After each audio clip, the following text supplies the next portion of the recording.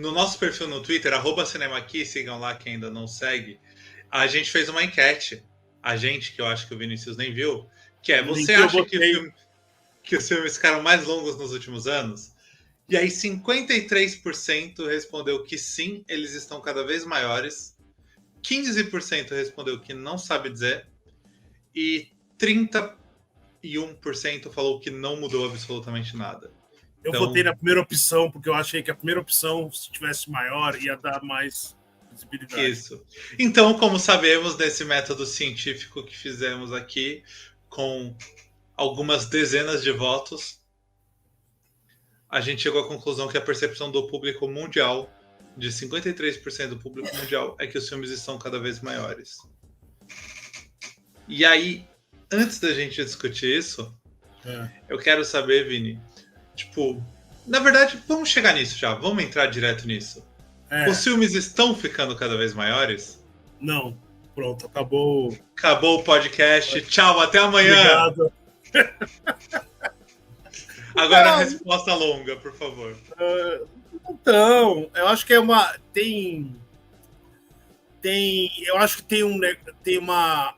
Eu estava pesquisando umas coisas para ver os números, e aí eu estava lendo um texto do cara, e aí Aí é achismo do cara também, né? Percepção e tal. E uma das conclusões que ele chegou era que a base de comparação da década é o problema, não é o tamanho do filme, entendeu? Então, assim, como ele compara com o Millennium, né? Como o Millennium nasce ali nos anos 80 e quando ele faz. E ele está falando do Millennium que gosta de cinema, né? Então, como você nasce nos anos 80 e você começa a consumir o filme de uma década que é ali, que seria geralmente assim 2 décadas antes, que é o filme que ainda está reverberando naquele momento que você está vendo o filme. Então, o millennial tende a consumir o filme da década de 60 e 70. E 60 e 70 é um período em que teve um aumento da duração média dos filmes. Já essa geração X, que é do começo do século XXI, eles começaram a consumir o cinema mais ou menos do anos 80, ali, anos 80 e 90, pela mesma lógica, né? E justamente os anos 80 é uma década que a duração média dos filmes dá uma caída, de acho que 10 minutos e tal. A gente fala dos dados. Então eu acho que é mais uma... E aí, como você está num momento que tem realmente não acho que é um aumento, mas eu acho que e a gente pode discutir isso, mas existe um leve aumento, não dos filmes, da média dos filmes em geral, mas sim dos filmes que estão indo para o cinema, dos filmes que estão fazendo mais sucesso, deixa essa impressão errada, porque a comparação tá no lugar errado, entendeu? Tem até... A gente viu... Tem algumas pessoas que tentaram fazer esse levantamento através de fontes diferentes, assim. Que é complicado pra caralho pra fazer esse lançamento. Demais. Chegar numa conclusão. Qualquer conclusão você vai chegar num lugar e aí depois disso vai ser tem um tiquinho de achismo ali, porque é muito complicado, é muito número, é muito filme. Sim. E aí tem algumas pessoas que tentaram chegar a essa conclusão, assim, tentar entender. Um dos que eu li e que eu separei, assim, para usar mais de base, foi um cara que ele usou a base do IMDb, que é o maior banco de dados do mundo sobre cinema. E ele não é cineasta, nada disso. Ele é um programador ali, pelo que eu entendi, que tentou ir limpando esses dados e tentando entender isso. E ele vai mostrando todo o processo dele. Para quem não sabe o IMDb, vamos lá. Para você, só para explicar o IMDb. IMDb, você tem pessoas que são responsáveis para cadastrar o filme do IMDb. Então, você tem o filme, você tem o produtor e tem alguém lá que cadastra o filme. Então, é realmente o nome do negócio é Internet Movie Database. Então, é um banco de dados. Por ser um banco de dados, ele é uma grande planilhona do Excel. Então, por ser uma grande planilhona do Excel, mistura com uma cara que bonita, eles deixam o acesso a essa planilhona eles acessível. Deixam, exatamente. Deixar acesso acessível é embaçado. Eles deixam o acesso liberado para quem quiser puxar a planilhona.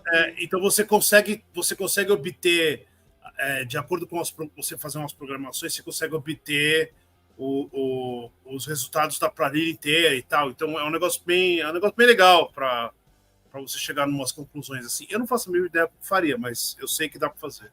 Sim.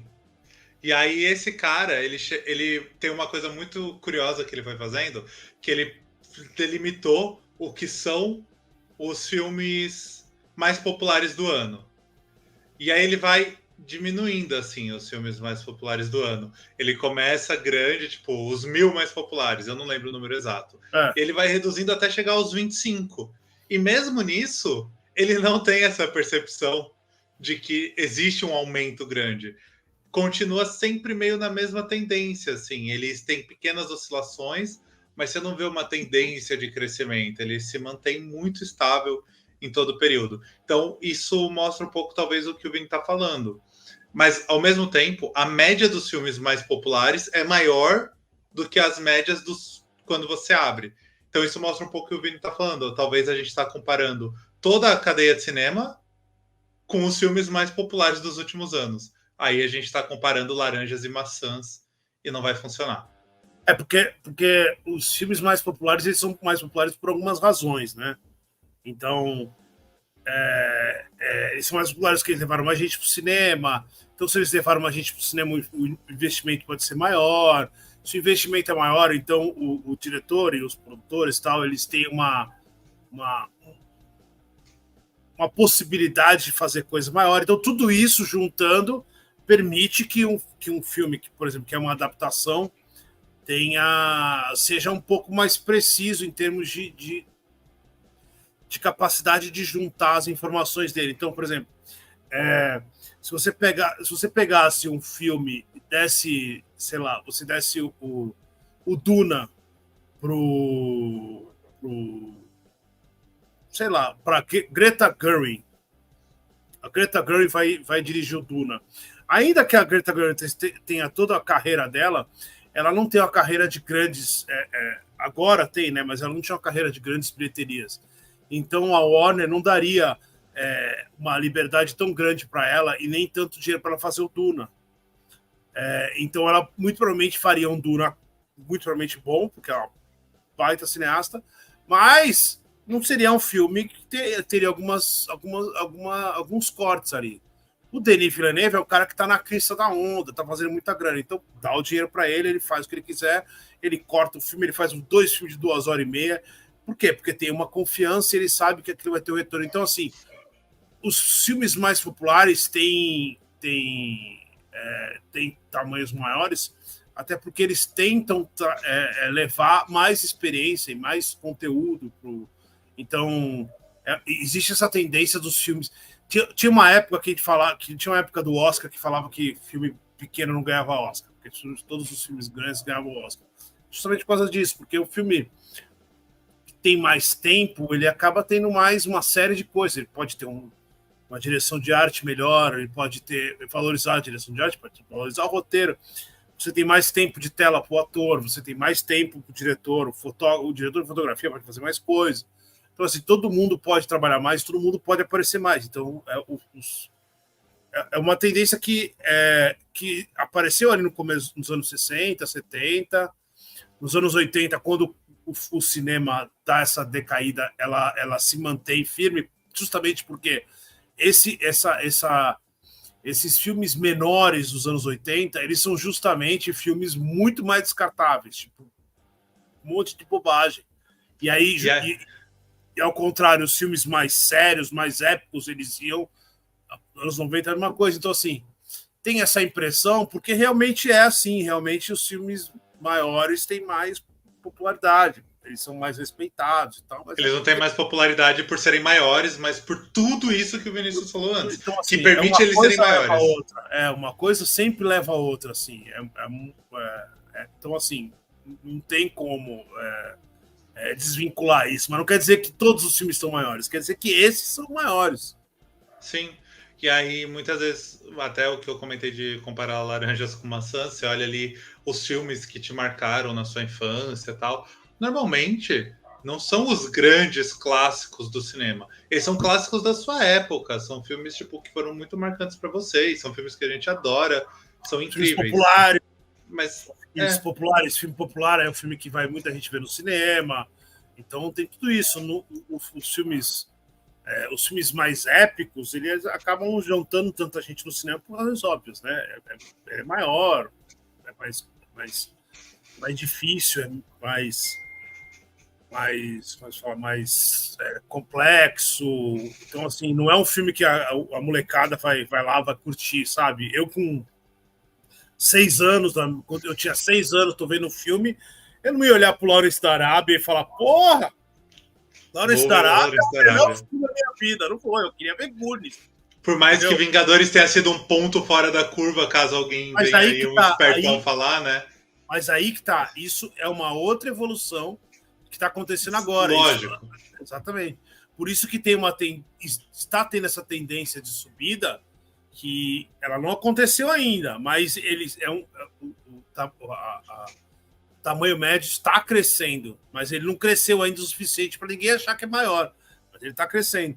Então, assim, junta tudo isso. Daqui a uns 10 anos, talvez, alguém vai falar, pô, mas realmente cresceu 10 anos atrás.